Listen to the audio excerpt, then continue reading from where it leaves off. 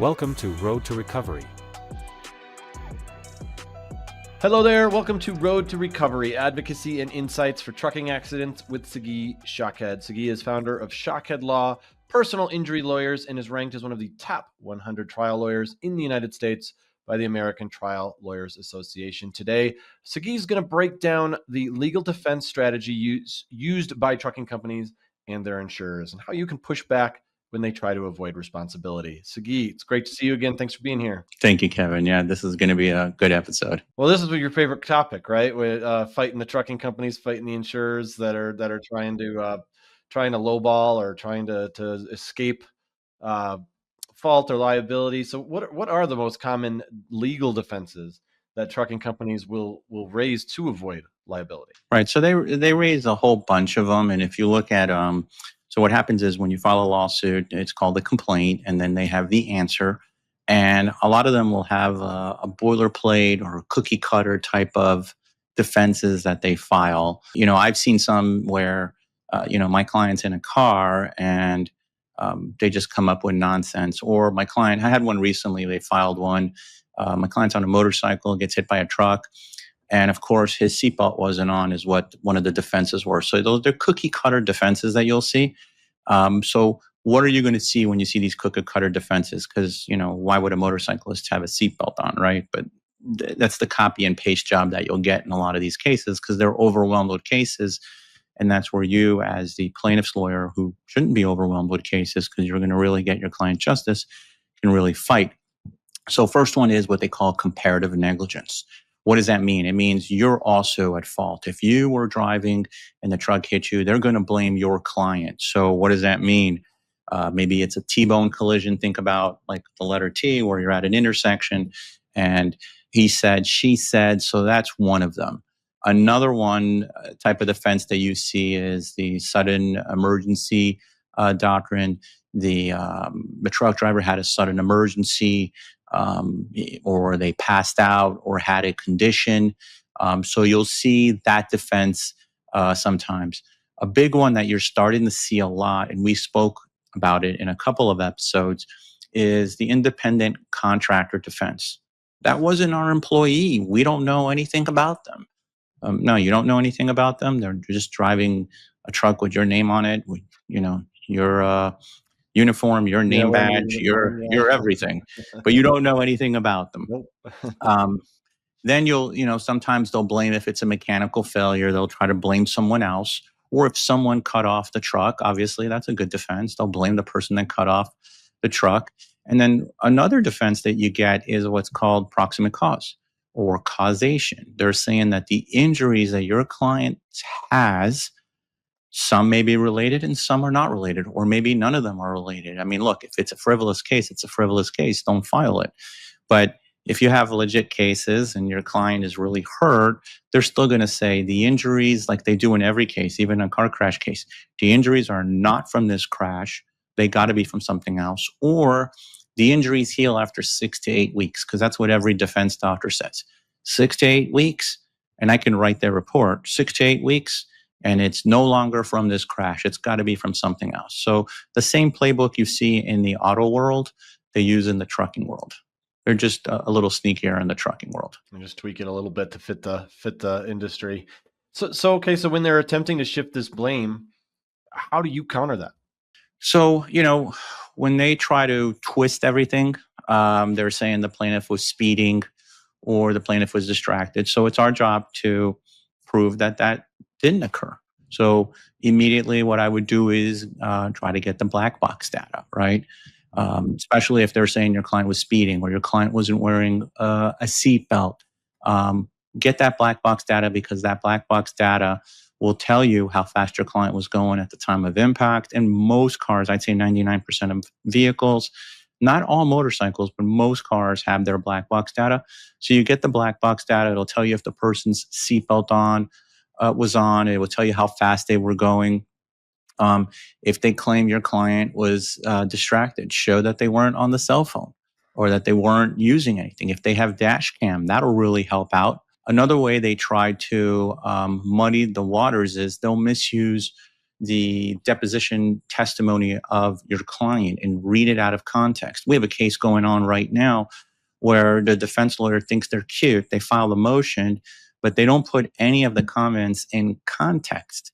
So obviously it's disingenuous to go in front of a judge and, take stuff out of context. You should use the whole thing. So don't allow them to do that. Again, the way you can avoid some of this stuff is get that accident reconstruction early. Go get that download of the black box. You want to get that early. Hire your experts early on in the case while the evidence is still fresh. You don't want to wait till it's too late. Show that your client was not distracted, that your client is a good driver. Those are things that you really need to do up front before you get to the trial. So by the time you see the trial, the case has gone on for 2-3 years.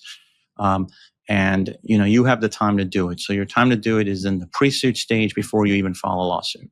When it comes to small fleets versus larger carriers, are there differences between how they defend cases or how they fight?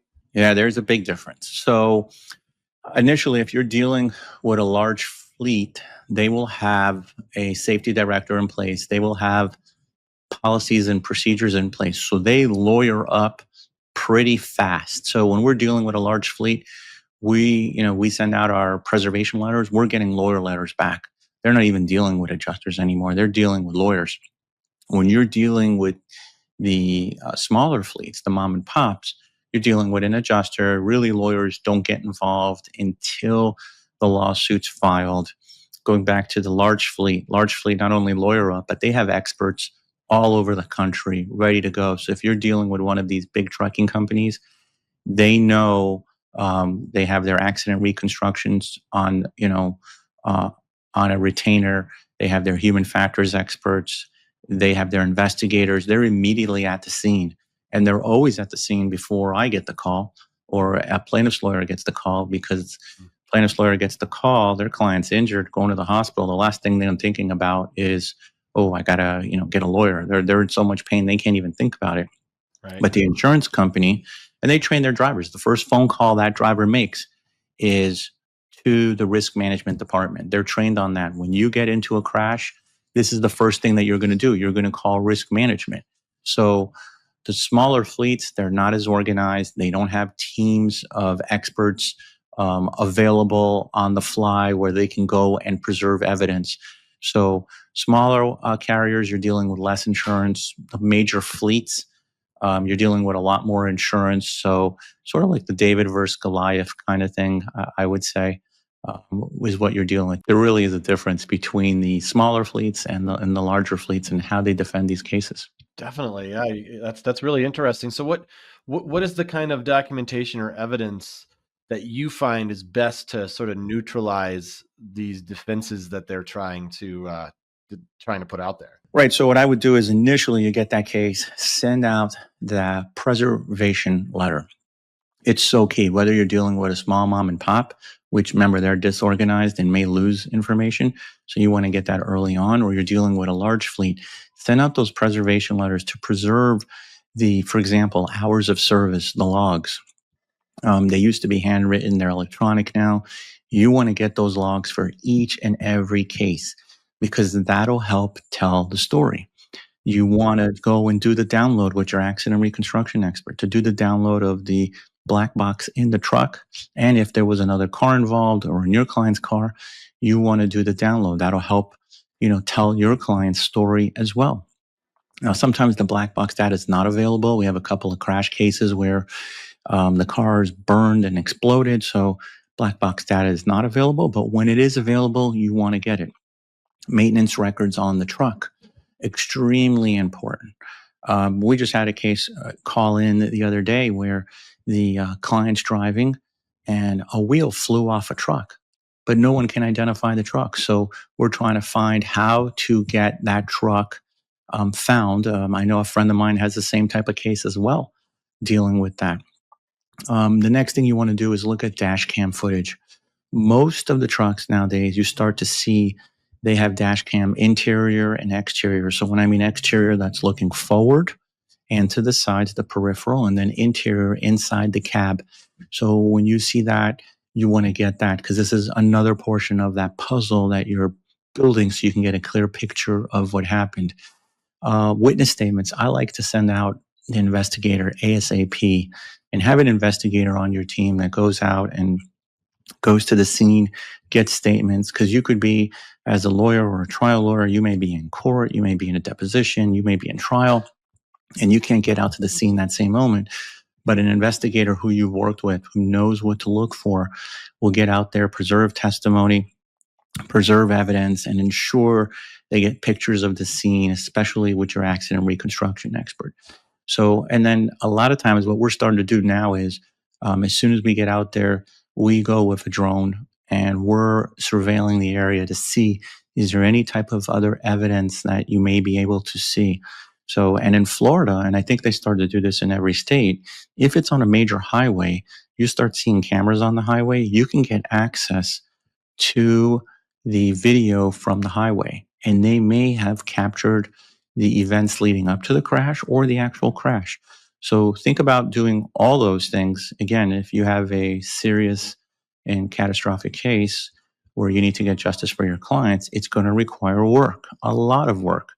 But with the work comes the reward of getting justice for the clients. Yeah, that tire example you gave is freaky. I mean, people don't realize how heavy those are. I mean, even on just a regular old passenger car, I mean, a tire and a wheel is very heavy, and those things come flying around. That's scary stuff. Yeah, we had one where the guy's sitting, not sitting, he's standing at a corner ordering from one of those, what do they call those trucks that sell food? A food truck, right? Food truck, yeah. Yeah, so he's ordering from the food truck, and as he's ordering from the food truck, a tire literally flies off and rams right into him, put him in the hospital for 3 weeks, broken pelvic, with surgery, hip, everything. And just really the wrong place, the wrong time. I mean, he's on a sidewalk. Yeah, he's trying to get lunch. I mean, my goodness, that's awful. Yeah, it happens. It happens. Yeah. So you mentioned the experts that the defense is gonna lean on. How do you discredit or perhaps outmatch them in court? So with every expert, what I want to do is find out, are they really biased? And generally every defense expert is, because they're hired by the defense Right. over and over and over and over again. And so you want to really attack their credibility. You want to show, when you're attacking their credibility, one, that they get paid millions of dollars for doing this type of work. And generally they're always doing it for the defense. Then if you're dealing with a defense doctor, for example, you want to show the relationship that defense doctor has with the defense firm. It could be also a defense expert. Why do they always go to the same accident reconstruction expert? Why don't they go to someone else? Why is their expert only doing 100% of the work for the defense? So you want to show financial bias, and then you want to show credibility. Are they really being truthful of what they're saying? So it's our job to attack that. Do they have all the evidence? Do they have all the pieces of the puzzle, or are they selective in what they're taking in as evidence to come to their opinion? I'll tell you a story. So Joel Roth and I are in trial on a case in West Palm Beach in Florida on a trucking case. And as we're in the case, the defense expert is on the stand, the defense accident reconstruction expert. And he had reconstructed the accident. And it was his position emphatically that he knew how this crash occurred. And he even told the jury that he is 100% certain that this is how the crash occurred. Not within a reasonable degree of engineering certainty, but he was 100% certain. And so in Florida, unlike other states, the jurors get to write questions on a piece of paper. And then after the person testifies, and the judge, the bailiff, collects those questions, submits them to the judge, and then the judge reads them to the lawyers separately. And then the judge will hear objections. And if the party objects, the judge will decide if they're going to allow the bailiff to, or the judge will read the questions to the jury. So fast forward, now that you understand that, the judge in our case got questions from the jury after the bailiff picked them up, and the testimony was done by the defense expert, who was 100% certain So one of the questions was, are you so sure, meaning to the defense expert, how are you so sure that this is the way the crash happened? What do you have, a time machine? And so, of course, I wanted that question in, and the defense objected, but the judge granted their objection, and so the jury really didn't get to hear that question. But fast forward to closing argument, right? One of my arguments was, how is this defense expert so sure that this is how the crash occurred? And then I'm looking right at the juror, right in her face, and I'm like, what does he think he has, a time machine? And you could see a big smirk on her face. She was on point. She knew that he was full of crap because we were able to expose. He didn't have all the evidence. He didn't have everything that you really need to come to a real opinion in the case. So use the demonstrative evidence, challenge their credibility, challenge their financial bias, make sure that they have all the evidence. And then does it make sense? Because sometimes what they say really just doesn't make sense. So it's our job as a trial lawyer to really attack them. Is there any sort of, I don't know, like it seems like they're perjuring themselves, right? If they're sitting there in a trial and they're saying they're experts, quote unquote, and they are saying these things that are clearly not true to help the defense. I mean, do they ever get in trouble? They're going to say, so the judges will look at, that's a question of what you call weight. That's for the jury to weigh the evidence. Okay. If they don't think he's credible or she's credible, then they're going to let you know about it with your verdict. So, I mean, unless someone flat out completely lies, the judges just let them go because we're going to say they're lying. The defense is going to say, no, they're not lying. And the same will go with our experts. They're going to say our experts are lying. We're going to say, no, our experts are not lying and tell them the truth. So it's more for the jury to weigh the evidence. Okay. How can an injured client protect themselves from these tactics that we've gone over for the last 15, 20 minutes early in the process? Is there something they can do to ensure that they're not going to get taken advantage of in these ways? Yeah. So this is where, how these big freightliners lawyer up right away. If a client is injured or if someone is injured in a trucking accident, you got to lawyer up right away. This isn't, you're not playing fair. These are big, bad corporations. You're talking about billion-dollar entities. Do you really think they're going to be fair to you or look out for your best interests? Absolutely not. And that's why there's a whole world of personal injury attorneys. And then you got to get really niche trucking lawyers. So lawyer up with a lawyer who knows what they're doing in the trucking world. Don't just go to any lawyer. It will make a difference in your case. You got to preserve that evidence right away. Get to the scene with the investigator. Do the drones. Get the black box data. You want to speak to the witnesses. Get their statements. Get the hours of service log books, or in this case, the electronic data. Get the maintenance records. Take statements. Don't rely on, I know I'm in the right. This just doesn't work anymore. That's not the way you win cases. That's the way you lose cases. And that's the way the defense gets to make stuff up. So our job is to secure that evidence immediately and make sure that we can protect the case. Yeah, makes sense. All right. Well, thanks for tuning in to Road to Recovery, Advocacy and Insights for Trucking Accidents with Sagi Shaked. For more information or to connect with Sagi and his team, visit shakedlaw.com. And don't forget to subscribe to our channel and leave us a review. We really appreciate it. Sagi, it's always great chatting with you. Thanks so much for all the insight. Likewise. Thank you. Thanks for watching. Be sure to hit that like and subscribe button and leave us a review in the comments.